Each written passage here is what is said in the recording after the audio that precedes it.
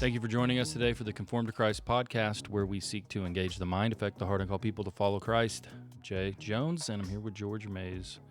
Text Driven Tuesday. We're in a section in Malachi on giving, part 2. George, Malachi chapter 3, 6 through 12. So if you have your Bible, you want to go there. And really, your aim in this one sermon, piggybacking off of last week, was to ask this one question: are Christians commanded to tithe? Mm-hmm. To tithe. Are Christians commanded to tithe? Yep. People may not know, tithing is simply a tenth. So giving 1/10 of your income to the church.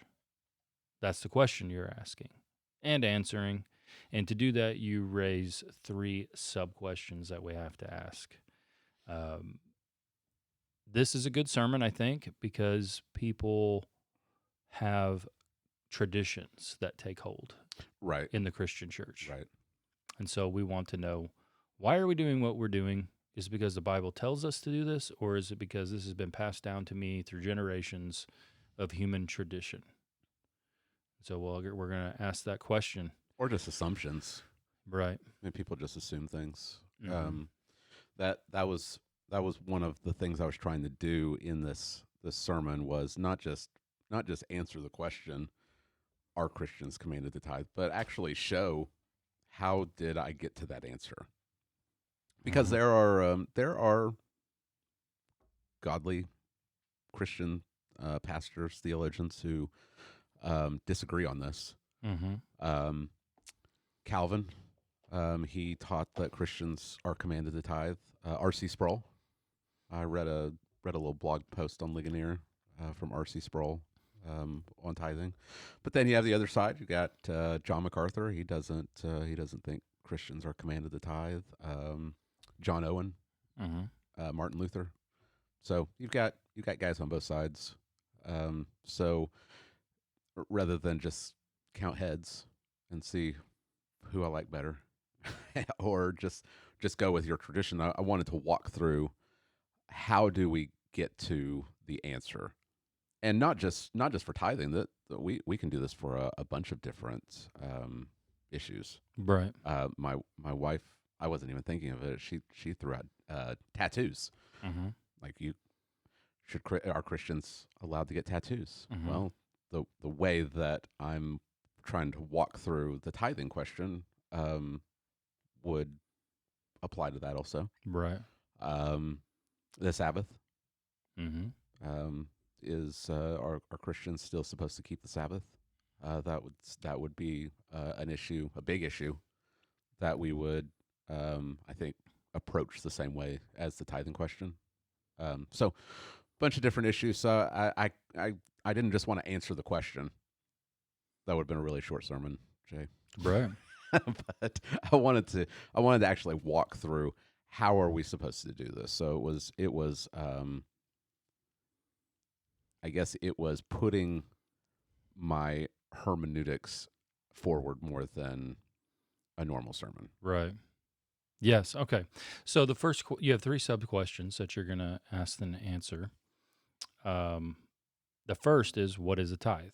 Which we said quickly was a tenth. But I think it's helpful to remember always when you're reading where you are in the unfolding storyline of the Bible. So just ask yourself, am I in the patriarch era, pre-Mosaic law, pre-Mosaic covenant, maybe an Abrahamic covenant? Am I there? Am I in the Mosaic covenant? Am I in the new covenant? Where are we in the Bible with what we're reading? And so in Malachi 3:6, we have that answer. We know they're still in the Mosaic. They're in the Mosaic covenant, Mm-hmm. and that covenant dominates everything that nation state of Israel did. As they're under these stipulations that are spelled out explicitly in the Pentateuch and restated by Moses in Deuteronomy. And even there in Deuteronomy, as you interacted with Deuteronomy a lot, it keeps coming up. There are blessings for obedience to the Mosaic covenant, and there are cursings for disobeying the Mosaic covenant. Mm-hmm. And so when we read in Malachi that God has this against them, that they're robbing him by not paying a tithe. And if they would pay the tithe, that he would bless them. But if they don't, they're under a curse. We need to be very careful about identifying this text in Malachi so we can interpret it properly, or we might get into all kinds of crazy stuff, Yes. right? Definitely. Yeah. And you listed several, and you mentioned one last week too about New Testament preachers telling their people they'll be under a curse. Mm-hmm. Yeah.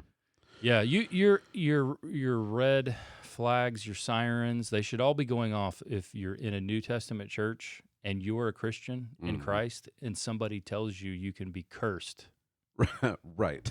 by doing or not doing It was something. it's I mean, if I wasn't blacklisted already, I definitely am now because I name dropped an SBC guy and I broke the 11th commandment. But who Well, cares about Steve Gaines I'm a anymore? Does anyone care about him anymore? He's already been the president. He doesn't have any. I'm a serial breaker, so welcome, Are you? Yeah. Just serial breaker of the 11th. we talked about it last week. His sermon on tithing, where he talked about if you're not giving, you're robbing God, and your kids are going to have snotty noses, and your car's going to break down, and everything in your house is going to break because you're under a curse. Yeah. We talked a little bit about it. I mentioned it in my intro that he compares this Malachi passage in chapter 3 to Acts 5 with Ananias and Sapphira, Mm-hmm. and they sell the field. They bring some of the money to the apostles, and Steve Gaines, he says what they did was they didn't tithe. Anyone who reads the passage knows that that's not what's going on. Right. That the problem is not that they're not tithing, because they bring a portion.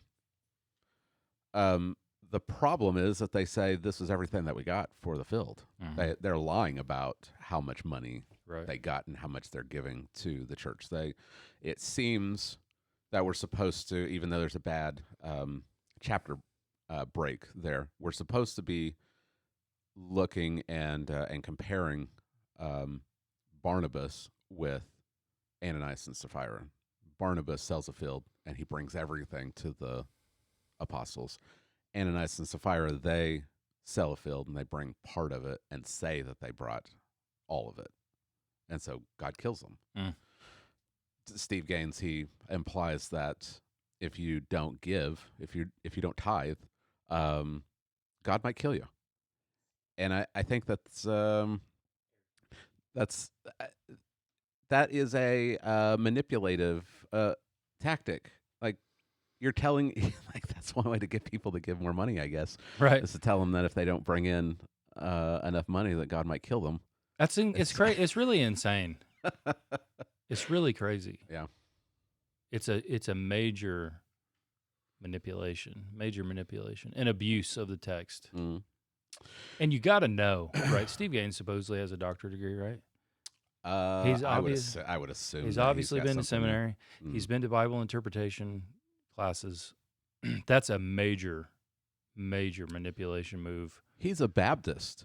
He should have Baptist theology. Right. And this is not Baptist theology. This is Word of Faith Yeah. theology. This is the prosperity gospel hermeneutic.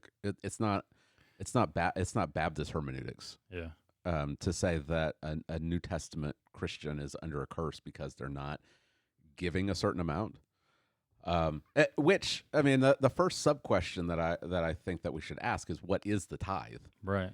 And that was the most frustrating part of my sermon prep last week, because no one knows. They can't come to an agreement on what the tithe actually was, Mm-hmm.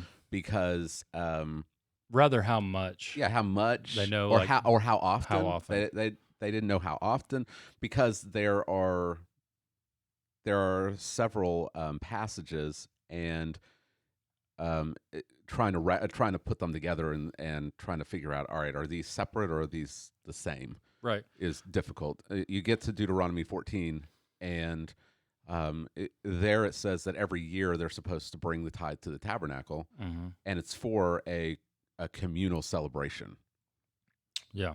So What were they supposed it's to like buy? it's like a sacred feast. What are they supposed to Well, buy when they come to if town? they're close enough to where the tabernacle is, they're supposed to bring the actual tithe. Mm-hmm. If it's too far, I mean, if you live up north and the tabernacle is down in the south, and you don't have the means to cart 10% of your Yeah. crops and your flocks to the tabernacle, you're supposed to sell it and bring the money to where the tabernacle is, and wherever it is, you're supposed to buy food and wine and strong drink, and you're supposed to Strong drink, have George. you're supposed to have a party.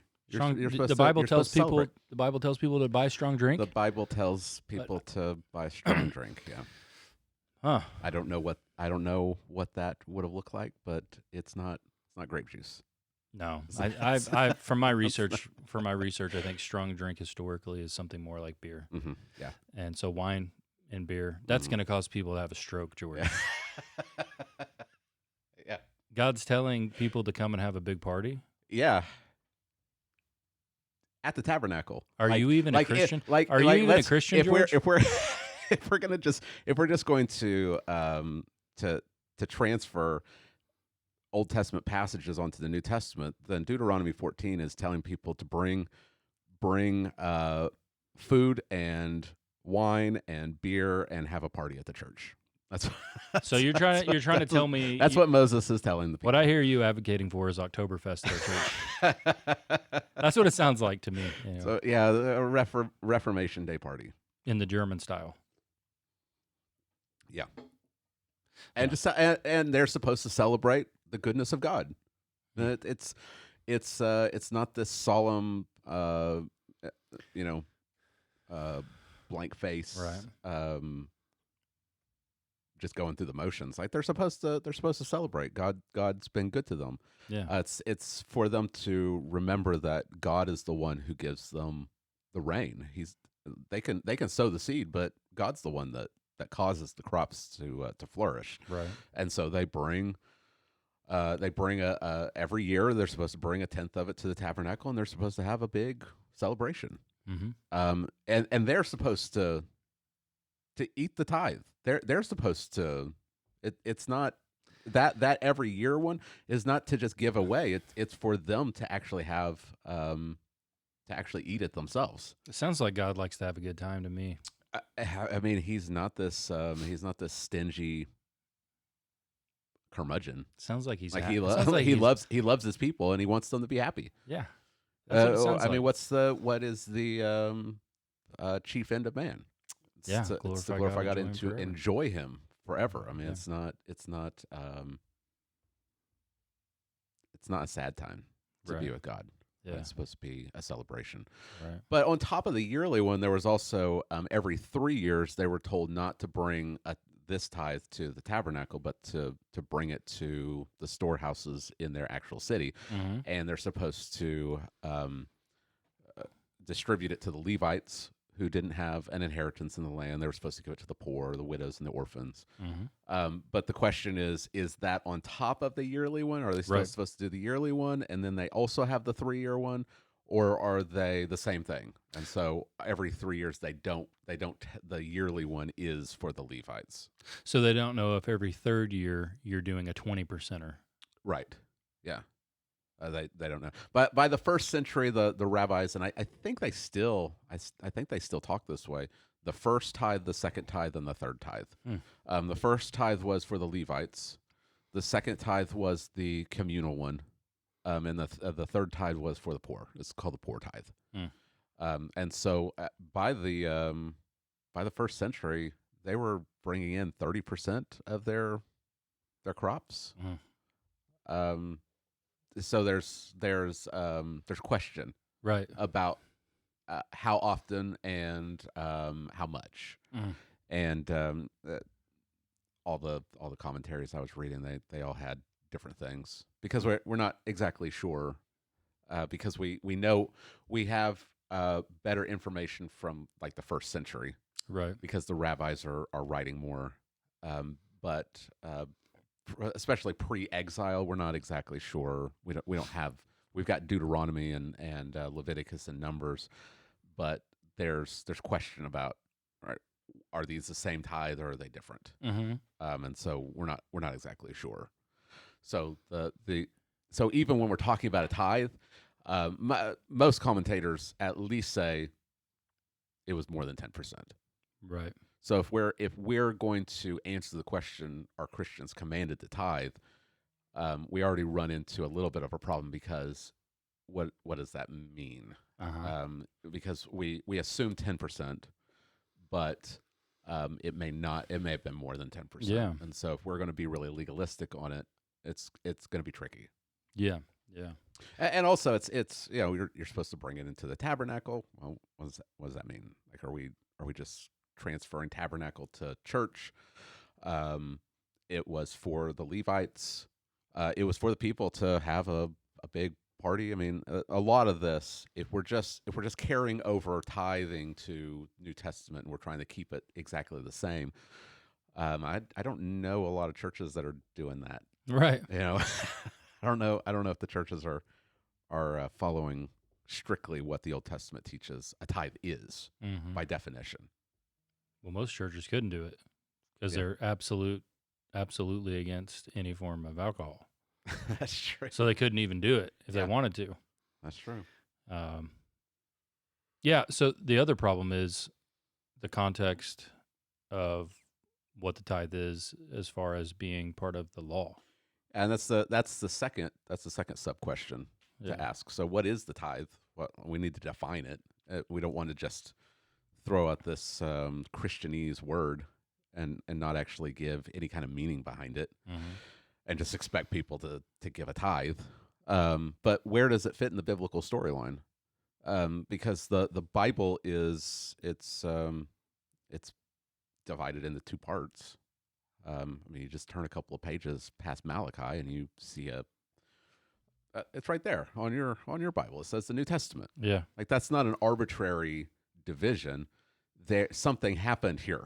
There's Right. a reason why there's a blank page in between Malachi and Matthew. Yeah. The Old Testament, or the Old Covenant, and the New Testament, or the New Covenant, and we have to deal with text based on where they are in the biblical storyline. The story of the Bible is not flattened out so that you can just apply everything from the Old Testament directly into the New Testament, Uh-huh. or assume things from the New Testament and put them back in the Old Testament without doing some work of where does this fit in the storyline, because the story comes to us progressively. So we don't have everything in Genesis chapter 1. The story unfolds for us like a good story would. And if you're reading a detective novel, the answer of who done it probably isn't going to be on page 1. Mm. Or else, what's the fun of reading a detective novel? Like, the fun of it is there's clues along the way, and you're picking up the pieces, and then the big reveal at the end. Well, the Bible is a good story. God is the master storyteller, Mm-hmm. and so he's progressively revealing things throughout Israel's history, and we have to understand where we are in the text in light of the whole story in order to interpret correctly. Mm-hmm. Because if we don't do that right, we're going to come to some massively incorrect interpretation and application. Right. We're not going to be able to apply things correctly. An example of bad, and we're talking about biblical theology. That's really what we're doing. Is how does the Bible present theology on its own terms? An example of bad biblical theology is Roman Catholicism. They're doing the take things from the Old Testament and just slap it onto the New Testament. Right. And so you go into a Roman Catholic church, and it's like a tabernacle. Mm-hmm. They've got priests. They've got. I mean, An altar. we talked about the altar. They've got the little box that has the host in it, Mm-hmm. and they've got a little key, and they unlock the box, and there's a curtain, and they call it the Holy of Holies. Right. Like the bread and the cup are in the Holy of Holies, and they move the curtain and they bring it out, and here's Jesus. Jesus was in the box. All of the, I mean, they've got divisions in the church. Like, here's the holy place and here's the most holy place, and it's just trying to apply the Old Testament directly into the New Testament without seeing that the Bible, the storyline, it progresses from Old to New Covenant. And so we've got to do the same thing with tithing. We don't, the problem that Steve Gaines, who else did we talk about last week? Ed Young, Ronnie Floyd. The problem that they do is that they're not doing the work of putting Malachi 3 in its proper context in the Old Covenant. And so they read, you're robbing God and you're under a curse, and they say, well, that applies to Christians too.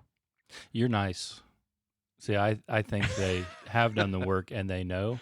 You think so? And they're just charlatans. Okay. Yeah, I think they're doing it on purpose. Yeah. You're a kind person, George. I try to think the best of people. Yeah. Not assume.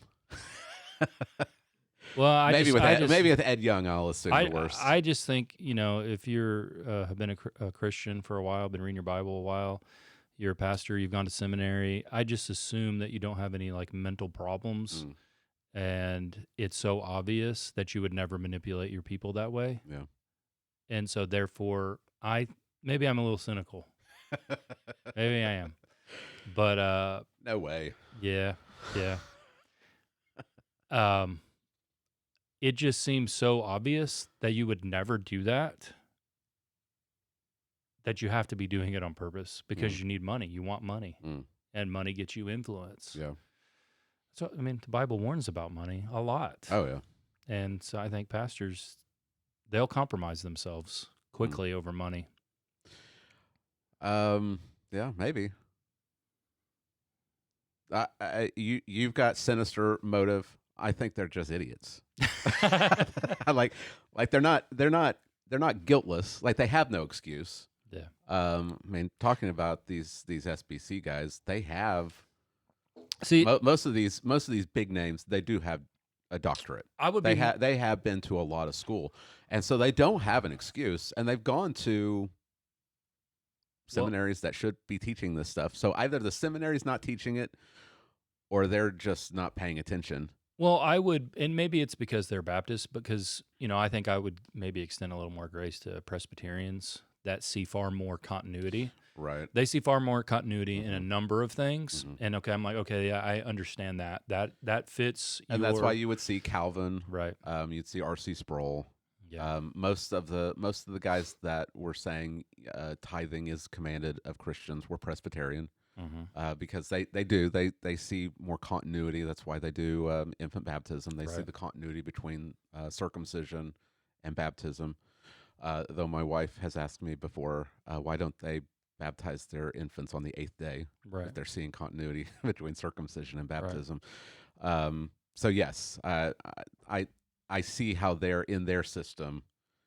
They would see more continuity between the old covenant law and the new covenant, because they see one covenant of grace with two administrations. Right.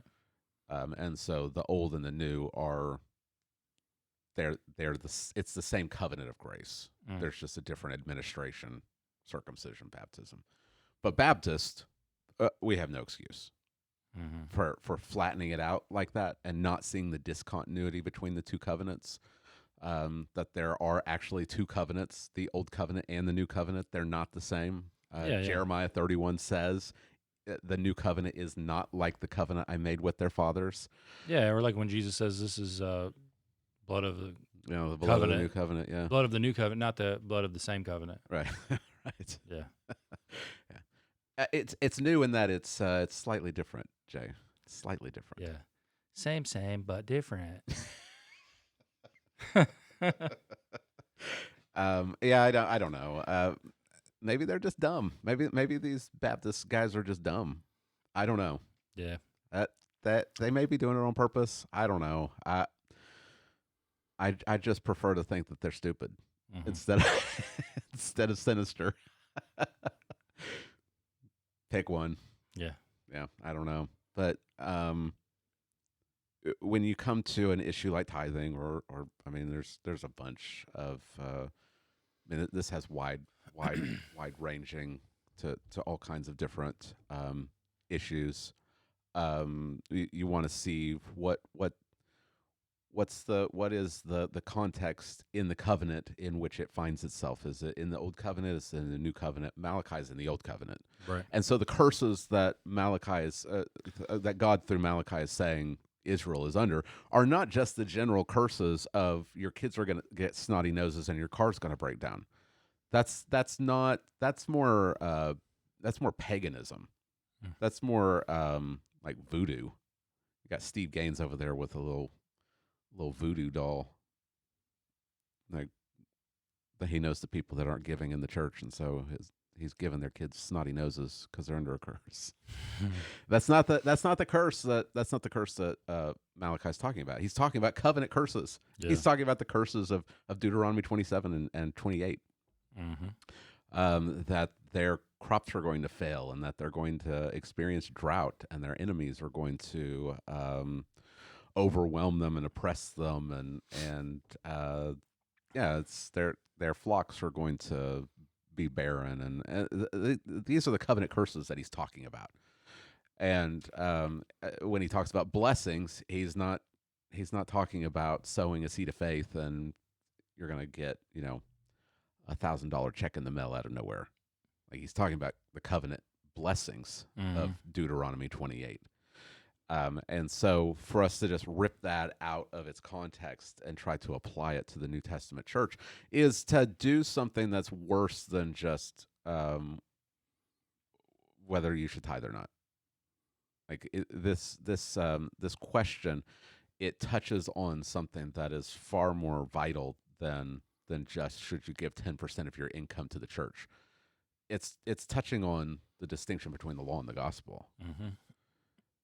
And I think that there's a real lack of understanding in churches today of that distinction. Right. And so I think a lot of churches are sitting under law preachers.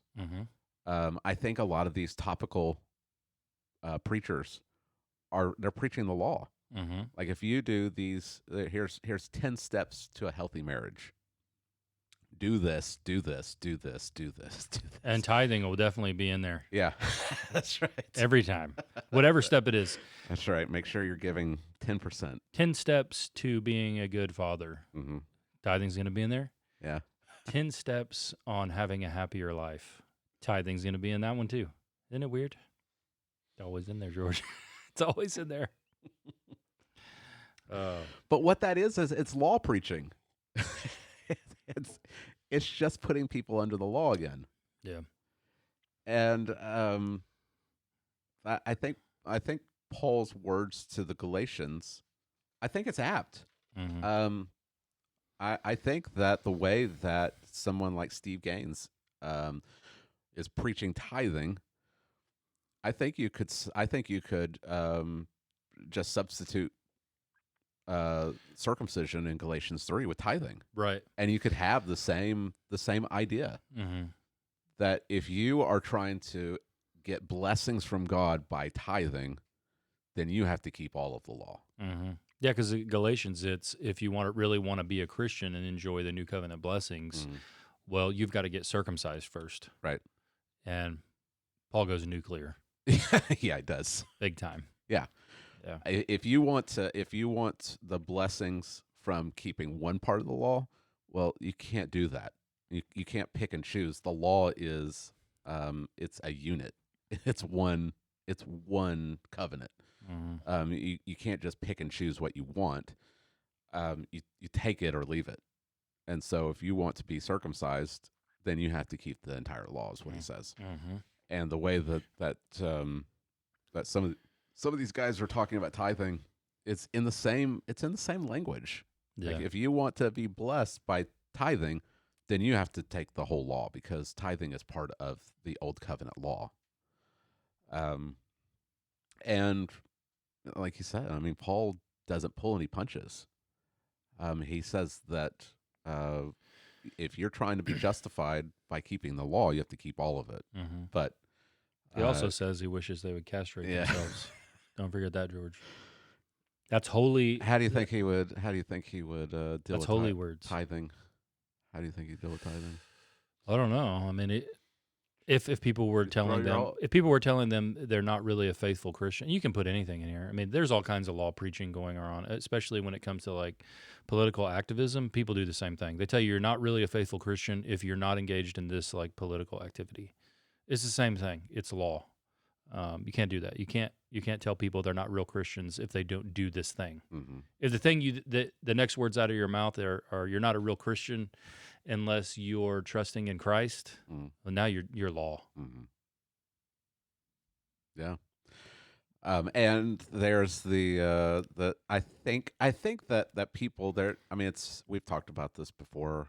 I think we did a Free for All Friday on this about legalism and antinomianism, and it's really easy to swing one way or the other. Right. Like do this, that's legalism. You don't have to do anything. That's antinomianism. You're just throwing out the law. But what we should be doing is we should be seeing our union with Christ as the basis for our justification. Mm-hmm. And so Christ has fulfilled the law for us. And in response to what he's done for us, out of love for him, we serve him. Isn't it totally absurd to think about like what they say? Like, so if you're in the new covenant, you're in Christ, you're justified by faith. That is an eternal covenant, unbreakable. And then somebody would tell you, by the way, you're under the Old Testament curse. Yeah. Like how does that? It's absurd because these same guys would hold the once saved always saved, right? Yeah. Like you can't lose your salvation. Yeah, you can still be a Christian and be under a curse. And it's crazy, bro. It flies directly in the face of what Paul says in Galatians chapter 3, where he says that Christ became a curse for us. He set us free from the curse by becoming a curse for us, so that the blessings of Abraham would come to us by faith. And so for Christians, there is no condemnation for those who are in Christ, because God has done for us what the law could never do, because he sent Christ to live a perfect life under the law, to fulfill it perfectly, and then to suffer the covenant curses that we deserve himself on the cross. Right. And those who are in Christ, they don't experience curses because Christ has died. He has died a curse for them.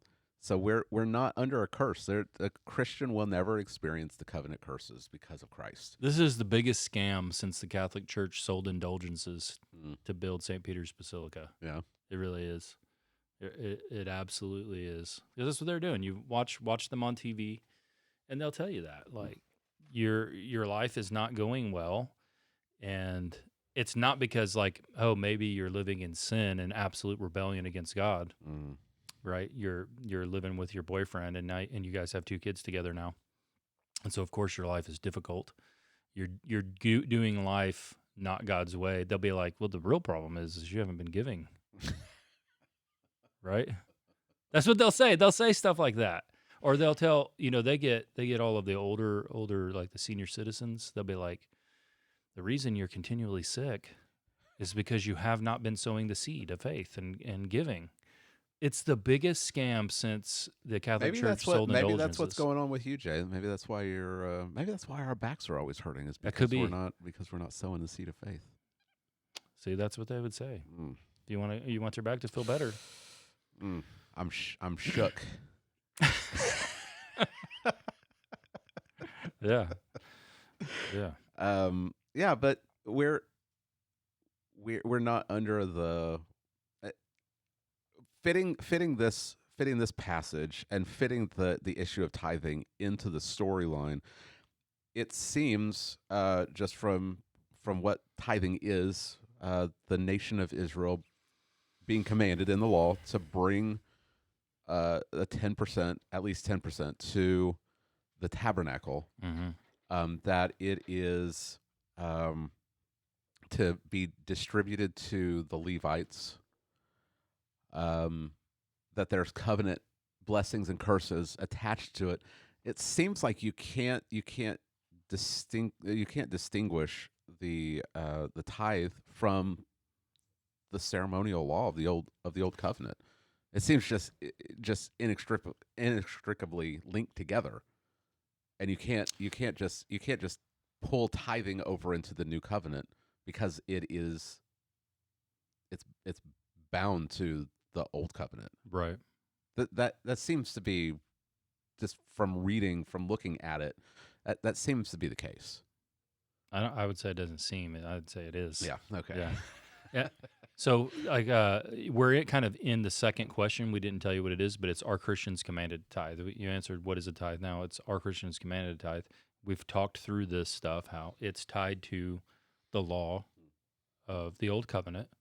And so I think you pretty much have kind of answered that. And the answer is no, there's nowhere in the New Testament. In fact, the Acts 15 in the Jerusalem Council is a good place to go. Hmm. I don't know if you have that ready in your notes, but we're told there, like, the disciples are gathered, and the question at hand is, okay, what do these Gentile converts, what do they need to be doing and not doing to be faithful? Yeah. And the list isn't very long. No, it's they are. This is the first church council, and it's over circumcision. Because there are Judaizers who are saying that the Gentiles have to be circumcised in order to become Christians. They have to keep the law of Moses. There's debate, and Peter stands up and he talks about how he's gone and preached to the Gentiles, and they've received the Holy Spirit. And so why are we putting a burden on them that our fathers couldn't keep?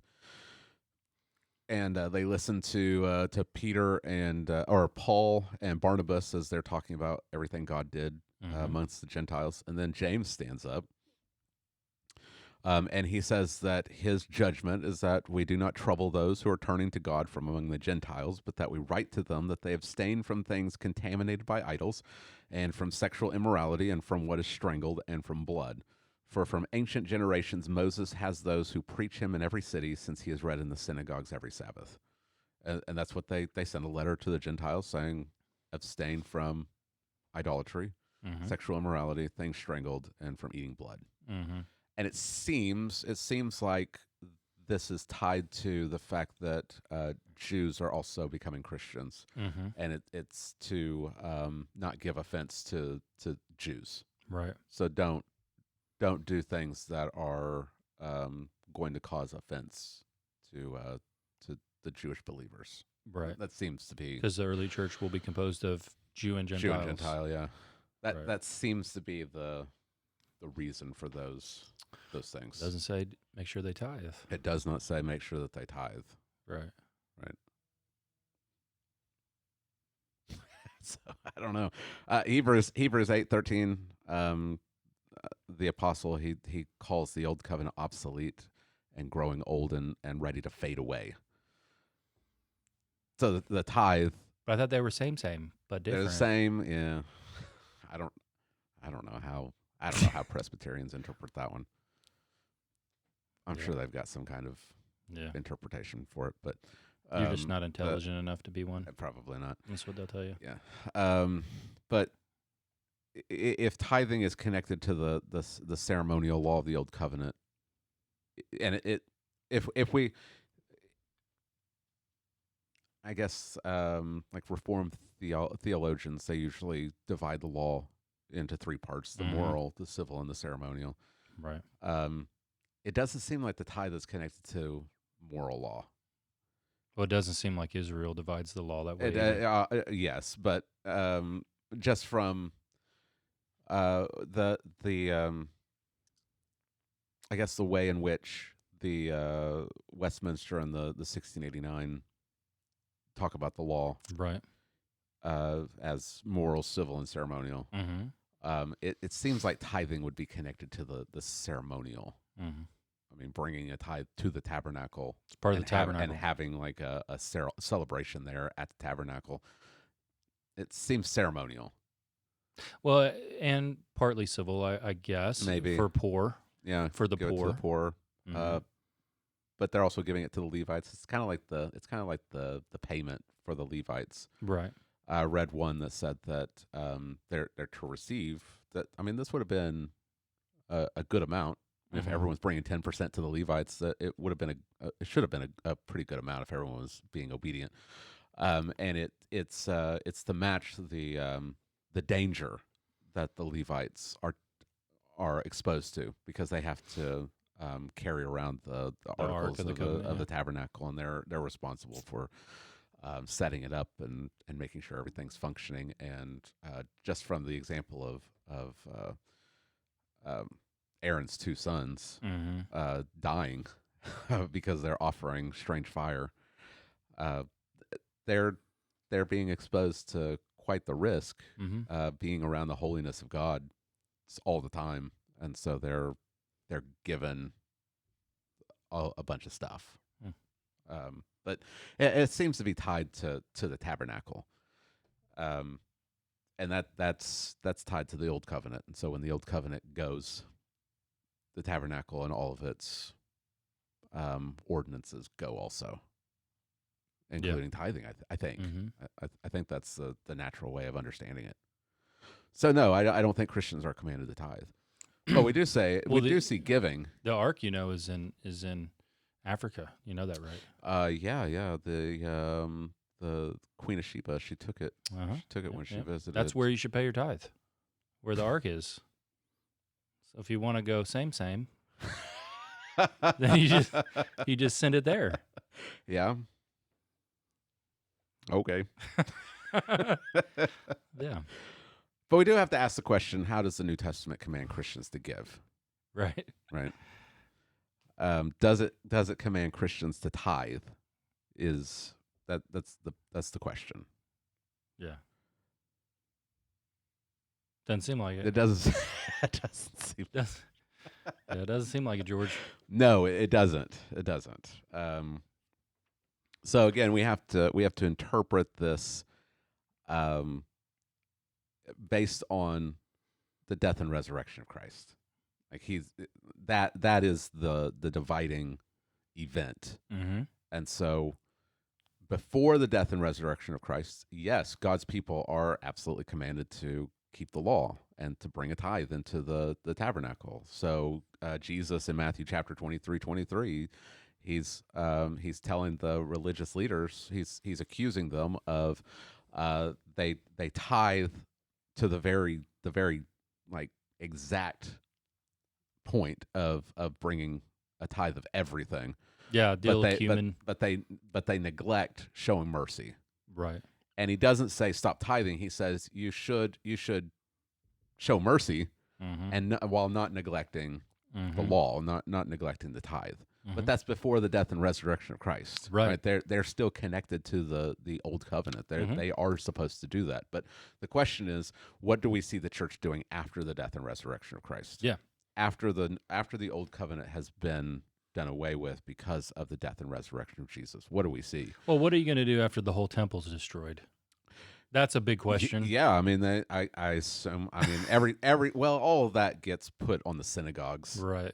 Even the Day of Atonement gets reinterpreted, based around the synagogues. Yeah, I've heard them talk about that. The rabbinic teachings become supreme. Yeah, they supplant a lot of what the Old Testament actually says. Right. So I would assume that they just bring their tithe into the tabernacle or the synagogue. I mean, that would be my assumption. Yeah. But what do we see the New Testament Christians doing? Acts chapter 2 says they had all things in common, and they began selling their property and possessions and were dividing them up as anyone had need. Acts chapter 4, it's the same thing. There's no poor among them because they're selling fields and houses, and they're among them. It doesn't say among everyone. Right. I've heard so many people argue for like communism with this whole deal, but the thing is that the Christians are taking care of the Christians. Yeah. Right. And I would imagine, and even in Acts chapter 4 and Acts chapter 5, you see that Ananias and Sapphira, Peter says, the field was yours. Yeah, you could do with it what you wanted. You could do what you wanted, and after you sold it, You The could do money whatever was you want. yours. You could do whatever you wanted with the money. Yeah, The problem is that they're lying. they lied. They're lying to the church, but they're ultimately lying to God, Yeah, trying to make themselves look good. So it's not communism. kind of like a lot of preachers do today, right? It's not forced. What? Lying to the church Lying to the church about money.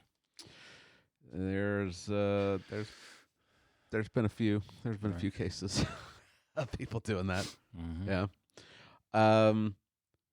That I mean, you look at different places where like Paul is teaching the church to provide for the needs of their pastors, their teachers. 1 Corinthians chapter 9, 1 Timothy chapter 5, he doesn't appeal to tithing. Right. He appeals to don't muzzle an ox when it's treading the grain, Right. which that's not a tithing passage. That's I mean, it's just at first glance, it's just a completely random It also says passage like for a him laborer is worthy of his wages. to. Right. First or 2 Corinthians 8 and 9, longest passage on giving in the New Testament. When he's encouraging the Corinthians to give, he doesn't even allude to any of the tithing passages. He quotes a passage dealing with them gathering manna, which again, it's just that's not the passage that these pastors would be pulling from. They'd be pulling from Malachi chapter 3. If he really wanted to stress the importance of tithing, Malachi chapter 3 is the place that you would think that one of the apostles would have quoted. Right. Like, you don't want to be under a curse, do you? They quote the Old Testament. Corinthians, you don't want to be under a curse. Yeah. Instead they're quoting the Old Testament a lot too. Yeah. And I looked to see if are there any allusions here that I'm missing. There's nothing to any of the tithing passages. He doesn't even loosely appeal to the tithing passages. He appeals to passages in the law that don't seem to have anything to do with it. And what he's doing, and I think this is what we need to do with the tithing passages, is known as the general equity of the law. So we don't just throw the law out and say, we don't need that anymore. We don't view it as we're under this covenant. So if we do this, we'll be blessed. If we don't do this, we'll be cursed. We try to pick out the principles of the law and, using general equity, apply it to our lives. So I've heard the law of you're supposed to build kind of a parapet around your roof. Yeah, because they'd have people flat roofs, and so someone could just walk off and fall down. So instead, they're supposed to build a barrier. Yeah. I've heard like general equity would be if you have a swimming pool, to put like a barrier around it so like a toddler won't fall into the pool. Or in Oklahoma, if you got a trampoline, first don't get a trampoline, but if you do, dig a hole and put it in the ground, or else it's going to fly and hit somebody's house, or maybe them and kill them. Yeah. My neighborhood has claimed many a trampolines. Has it? One hit our house and car. Oh, really? Oh, yeah. If we were out there, it would have been toast. Wow. This is when the wind's blowing like 80 miles an hour. I just put spikes. The whole idea behind it Spikes is to think about your neighbor, right, and what could happen to them, right, if you don't take measures to protect them. Yeah. Yeah. So when we read the law, we want to use general equity and bring it over into life in the new covenant, but not as law, but as like here's guiding principles for how to live in love of God and love of neighbor. Right. Like I told you, like part of this for me, that process for me was, okay, I know I'm not commanded to tithe, but there's got to be something fair about that, or God wouldn't have given it. So it seems fair that whether you're rich or you're poor, a 10% is a fair thing in a community. Like if we're in this together as a community, right, and that's a good starting place. So, again, I don't put that down as law, but I think there's a fairness to it. Yeah. And the early church, I came across several quotes from early church fathers, and I mean, Irenaeus even says that they're not commanded to give a tithe. Mm-hmm. So they're always appealing to voluntary generosity, Right. and that seems to be the case of the early church, um, except in the Didache, Mm-hmm. which is kind of an early church manual, Manual. Yeah. yeah, of just kind of general teachings. And I was surprised in the Didache they actually talk a little bit in terms of tithing, Mm-hmm. and it was kind of odd. Hmm. Yeah. But they also call it's in a section that's dealing with supporting teachers in the local church. But they also call the prophets amongst them your high priest. So Yeah. so weird. Mm-hmm. Yeah, it But is. anyway, but the early church seems to assume that the, the Christians are no longer under a law of tithing.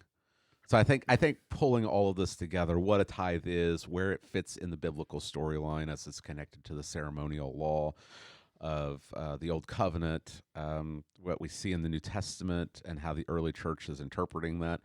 I, I would say that Christians aren't commanded to tithe. Mm-hmm. I think it. I think that's pretty clear. Mm-hmm. Um,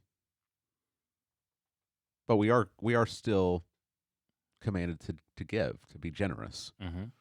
And I think you're right. 10% is that's a good starting place. Yeah, it's fair no matter how much money you make. I mean, wealthy people may very well be able to give much more than that. Hmm. Um, but if you're looking to like organize your giving, it's gonna take some planning. Right. So why not start with what seems like to God to be a fair number? You know what I mean? I don't think it's arbitrary. I think it's fair. But I'm Yeah. kind of one of those guys that views taxes like that too. Mm. I'm like, why don't we all just have the same? Pay a flat tax. Yeah, that seems fair. Yeah. You know what I mean? Um, Yeah. but I mean, I think as a general principle, 10% is good. Um, but you may have like car problems or something, mhm, and this month you don't have 10% to give. I don't think you have to feel guilty as if you're breaking a yeah, or law. like you're coming under a curse. Right. Yeah. Hmm. In different seasons. I mean, if you have a big medical bill, I don't think that again the gospel sets us free from the the burden of the law, and so we don't have to feel guilty that we're not giving X amount. Right. If you have like a big medical bill and I can't give as much, I don't think that the scriptures are calling you to go into debt so that you can give money to the church. Hmm. Paul tells the Corinthians in Second Corinthians that each gives according to what he has, not according to what he doesn't have. Hmm. I think Second Corinthians 8 and 9 is the best place to go and look and see the principles of giving, Yeah, because in the New Paul Testament. Paul hits a bunch of stuff in those two chapters. Yeah, and it seems like they're taking like free will offerings. Hmm. So like, hey, I'm taking up a collection to help the Christians in Jerusalem Right. who would like to give, and it Mm. seems like they're giving because they want to out of He says that they beg the Macedonian Christians. They beg Paul to be a part of Right. this grace. Yeah. Like they're responding to the gospel. Hmm. They're responding to what God has done for them, and they love God and they love other Christians, even Christians that they've never met. And they see this as a grace, a gift that God has given them, that they have this opportunity to give, Right. and so they want to give generously and they want to give abundantly and joyfully. And he's not. It does not seem that Paul is having to twist the arms of these Macedonian Christians in Thessalonica, Hmm. Philippi, and those areas. Um, who it seems like he's having to encourage is the Corinthians, and they're probably richer They Right. probably have more money, Yeah. along with all the problems that they have in that church. They need to be encouraged to remember the gospel so that they'll give also. Mm-hmm. But again, Paul's not going to twist their arm. He's just reminding them that they made they made a promise that they would take up a collection, He doesn't tell them and that their wheels will fall off their carts. he's not sure that they're keeping up with their promise. Yeah. Dear Corinthians, the wheels will fall off of your carts. That's right. You'll be under a curse if Yeah. you don't Your give. kids will get leprosy if you don't give. Yeah, he doesn't pull any of that, George. No, he doesn't. So, how do we give in the New Testament then? We give out of a response to what God has done for us. God gave us the best God gave us the best thing in the universe. Yeah. The second person of the Trinity. Mm. He gave him to us. And he purchased us with his blood, and out of response to God's generous nature, we become like God and we become generous. Right. Yeah. He joyfully gives Christ. And he doesn't give just a portion of Christ. He gives the fullness of who he is to his people. Right. And so to become like him is to give joyfully and sacrificially and generously and out of love and not under compulsion. I mean, we're just set free to give, just over and beyond 10%, right? Right. Because we're not under law; we're under grace. Yeah. So we should be, as people who have been affected by the gospel, we should be the most generous givers. Yeah. I really like this this Robert Murray M'Cheyne quote that I found.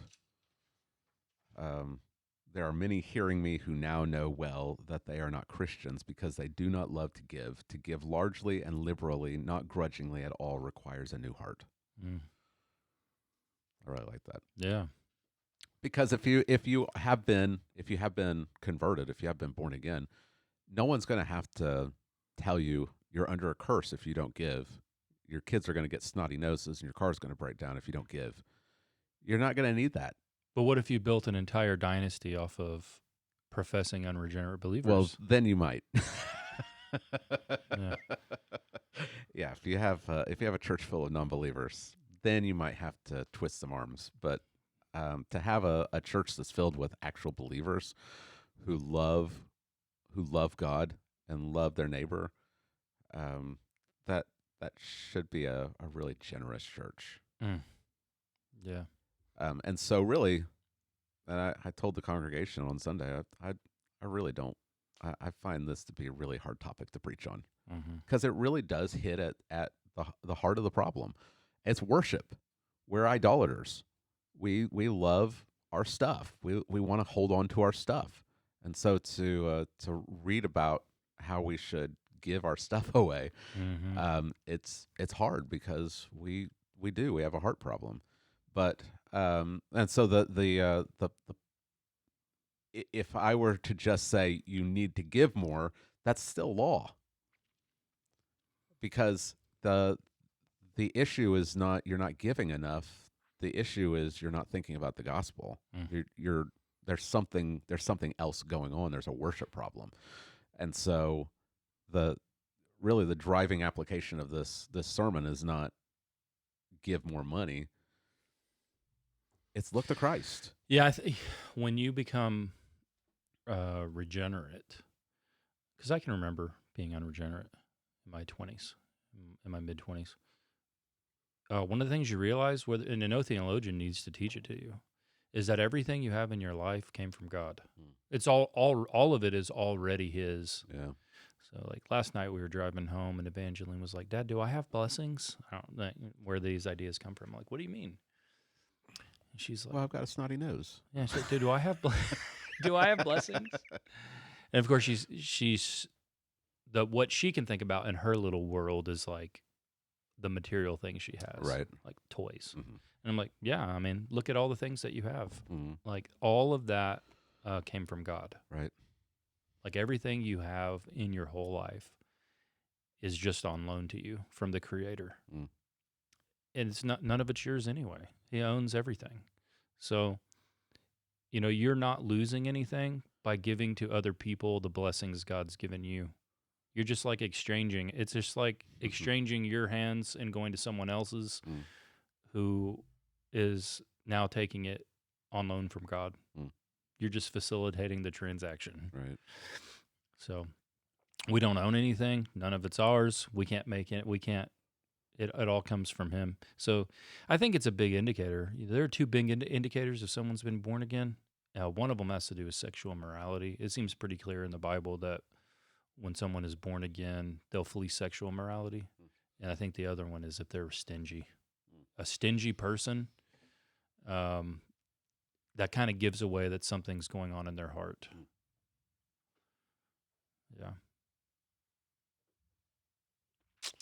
So, all right, that was a good sermon, George. Now, where are we going next week? We are going to the last of the 6 disputes. Mm-hmm. Give us a what is teaser. it? Well, it's kind of going back to where's the God of justice, Mm-hmm. and so there's Are we going still, problem of evil stuff? there's it's still there's still going to be some problem of evil stuff, but there's a little bit of a difference there because he's going to kind of deal with this book of remembrance for those who fear God. Okay. And so, well, yeah, we'll still probably touch on the problem of evil, but it's the last of the 6 disputes. Okay. So we've got the last dispute. That's 3:13 through 4:3, I believe, and then we've got kind of concluding words. Okay. In 2 weeks. So Very good. Got 2 more sermons. Awesome. Then we'll be done with Malachi. All right. Good stuff. All right. Thanks for tuning in today to Conform to Christ podcast. We're looking at tithing and if New Testament believers are commanded to tithe. You made it very clear. You're not saying New Testament people are not to give. Yeah, that's you the made problem, that right? distinction. Yeah. Right. So I've run into that problem before. People hear, because I think of our tradition, people, when they talk about tithing, they're talking about just giving an offering. The Christians aren't commanded to tithe, but they are commanded to give. Yeah, there you go. All right, very good. Give us a like, subscribe, share, pass it on to your friends. Maybe write us a review. We'll see you next time. Have a great day. Bye-bye.